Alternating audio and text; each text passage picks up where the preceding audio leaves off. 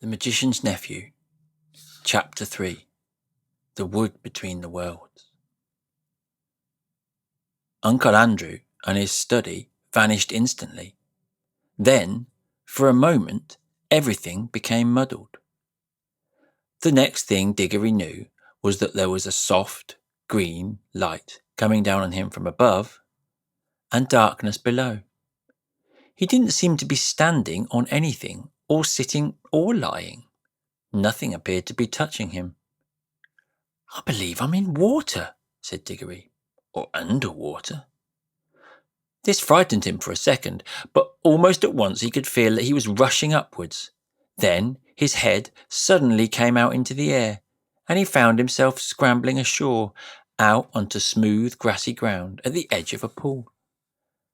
As he rose to his feet, he noticed that he was neither dripping nor panting for breath, as anyone would expect after being underwater. His clothes were perfectly dry. He was standing by the edge of a small pool, not more than 10 feet from side to side, in a wood. The trees grew close together and were so leafy that he could get no glimpse of the sky. All the light was green light that came through the leaves. But there must have been a very strong sun overhead, for this green light was bright and warm. It was the quietest wood you could possibly imagine. There were no birds, no insects, no animals, and no wind.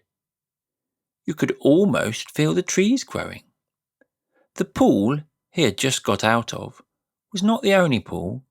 There were dozens of others, a pool of every few yards as far as his eyes could reach.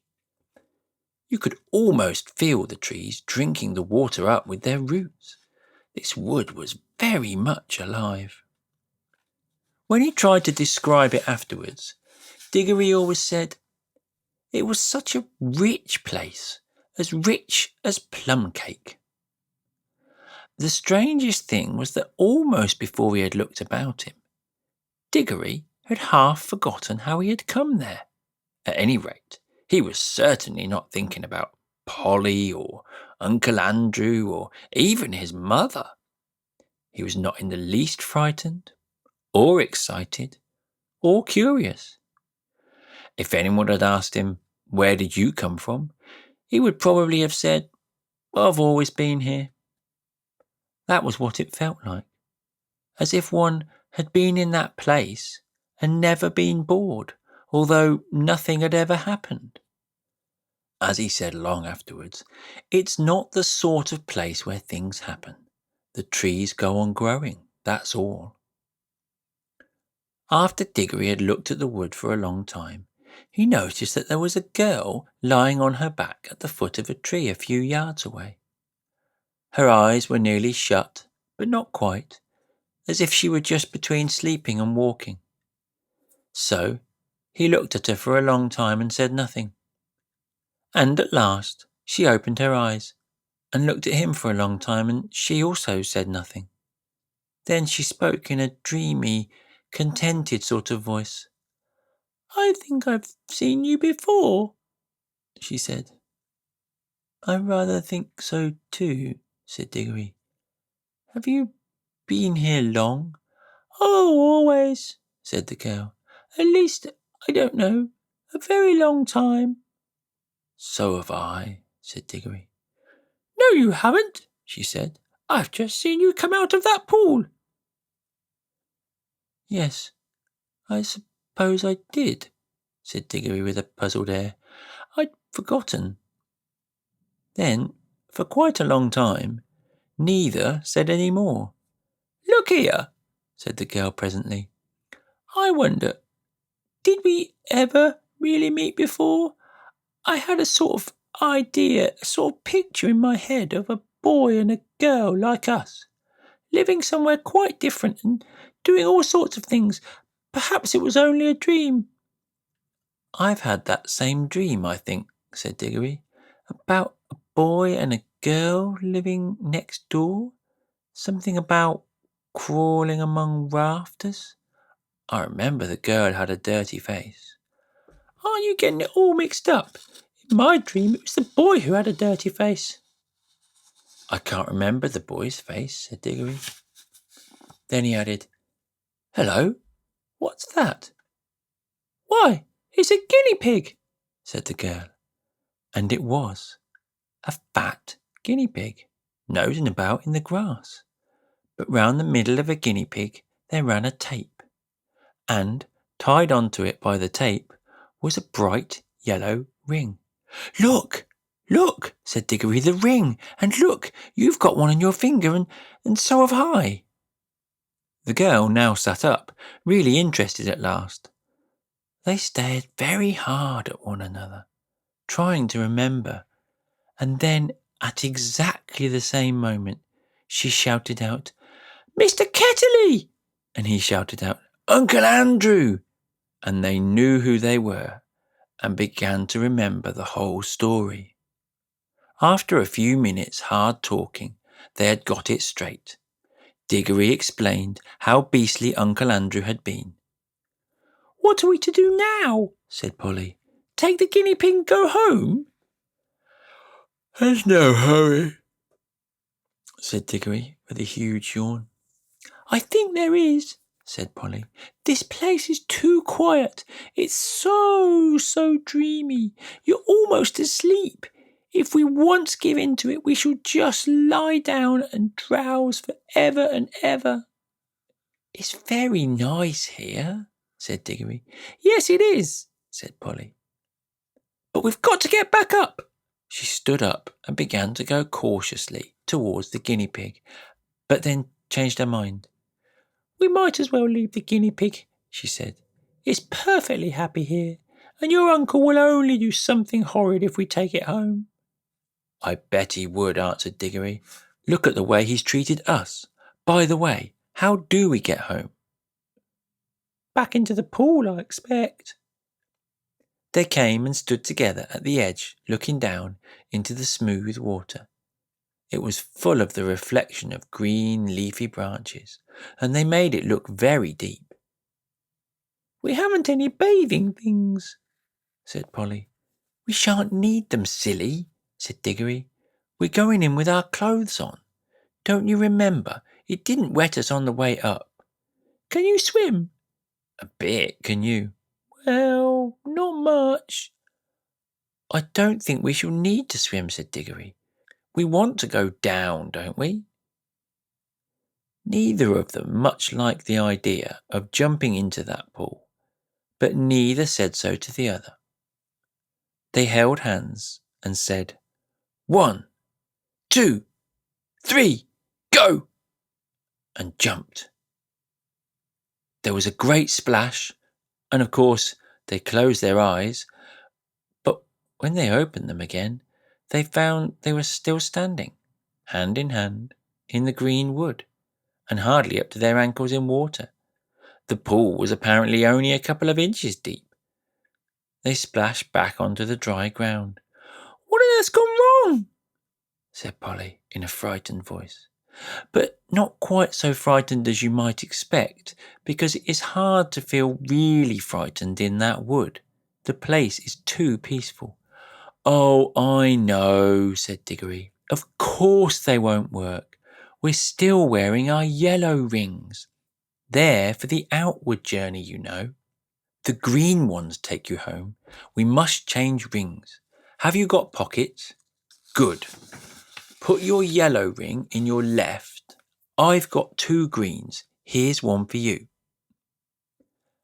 They put on their green rings and came back to the pool. But before they tried another jump, Diggory gave a long, "Oh!" What's the matter? Said Polly. I've just had a really wonderful idea, said Diggory. What are all the other pools? How do you mean? Why, if we can get back to our own world by jumping into this pool, mightn't we get somewhere else by jumping into one of the others? Supposing there was a world at the bottom of every pool.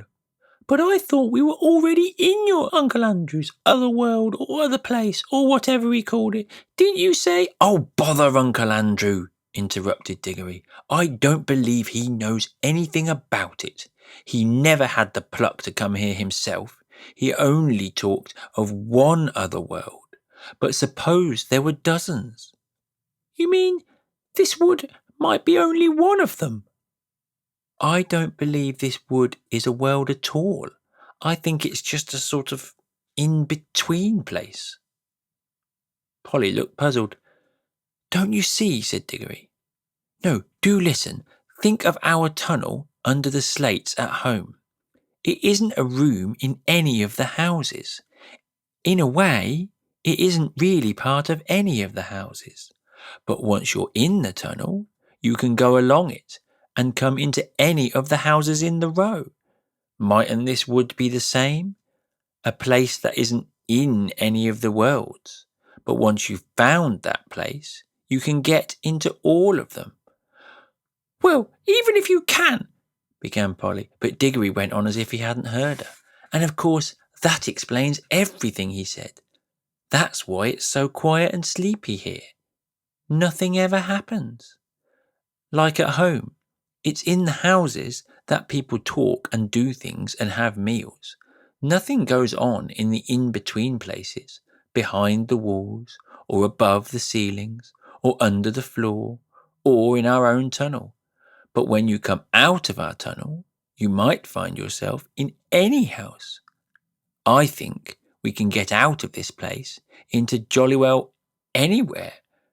We don't need to jump back into the same pool we came up by, or not just yet." "The wood between the worlds," said Polly dreamily. "It sounds rather nice." "Come on," said Diggory. "Which pool shall we try?" "Look here," said Polly. "I'm not going to try any new pool till we've made sure that we can get back by the old one. We're not even sure if it'll work yet." "Yes," said Diggory, "and get caught by Uncle Andrew and have our rings taken away before we've had any fun? No, thanks." "Couldn't we just go part of the way down into our own pool?" said Polly, "just to see if it works. Then if it does, we'll change our rings and come up again before we're really back in Mr. Ketley's study." "Can we go part way down?" "Well, it took time coming up. I suppose it'll take a little time going back." Diggory made rather a fuss about agreeing to this, but he had to in the end because Polly absolutely refused to do any exploring in new worlds until she had made sure about getting back to the old one. She was quite as brave as he was about some dangers, wasps for instance, but she was not so interested in finding out things that nobody had ever heard of before. For Diggory was the sort of person who wants to know everything. When he grew up, he became the famous Professor Kirk who comes into other books. After a good deal of arguing, they agreed to put on their green rings. "Green for safety," said Diggory, "so you can't help remembering which is which, and hold hands and jump." But as soon as they seemed to be getting back to Uncle Andrew's study, or even into their own world, Polly was to shout, "Change!" and they would slip off their greens and put on their yellows. Diggory wanted to be the one who shouted change, but Polly wouldn't agree. They put on the green rings, held hands, and once more shouted 1, 2, 3, go. This time it worked. It is very hard to tell you what it felt like, for everything happened so quickly. At first, there were bright lights moving about in a black sky. Diggory always thinks these were stars and even swears he saw Jupiter quite close enough to see its moon. But almost at once, there were rows and rows of roofs and chimney pots about them, and they could see St. Paul's, and they knew they were looking at London. But you could see through the walls of all the houses, and then they could see Uncle Andrew, very vague and shadowy, but getting clearer and clearer, more solid looking all the time, just as if he were coming into focus. But before he became quite real, Polly shouted, "Change!" And they did change, and our world faded away like a dream, and the green light above grew stronger and stronger, till their heads came out of the pool and they scrambled ashore, and there was the wood all about them, as green and bright and still as ever. The whole thing had taken less than a minute. "There," said Diggory, "that's all right. Now for the adventure. Any pool will do. Come on, let's try that one." "Stop!" said Polly. "Aren't we going to mark this pool?" They stared at each other and turned quite white as they realized the dreadful thing Diggory had just been going to do. For there were any number of pools in the wood, and the pools were all alike, and the trees were all alike, so that if they had once left the pool that led them to our own world without making some sort of landmark, the chances would have been 100 to 1 against their ever finding it again. Diggory's hand was shaking as he opened his penknife and cut out a long strip of turf on the bank of the pool. The soil, which smelled nice, was of a rich reddish brown and showed up well against the green. "It's a good thing one of us has some sense," said Polly. "Well, don't keep on gassing about it," said Diggory. "Come along, I want to see what's in one of the other pools." And Polly gave him a pretty sharp answer, and he said something even nastier in reply. The quarrel lasted for several minutes, but it would be dull to write it all down.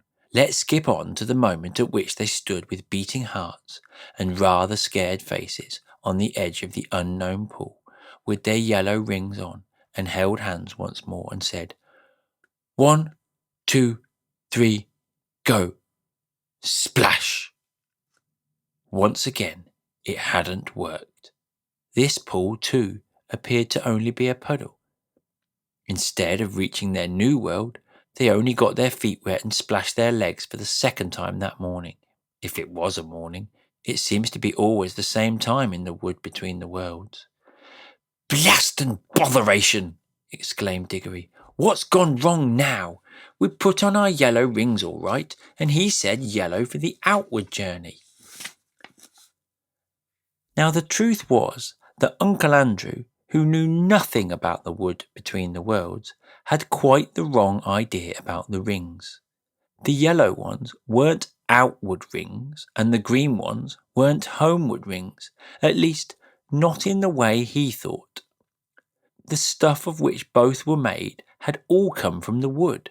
The stuff in the yellow rings had the power of drawing you into the wood. It was the stuff that wanted to get back to its own place, the in-between place. But the stuff in the green rings is the stuff trying to get you out of its own place, so that a green ring would take you out of the wood into a world.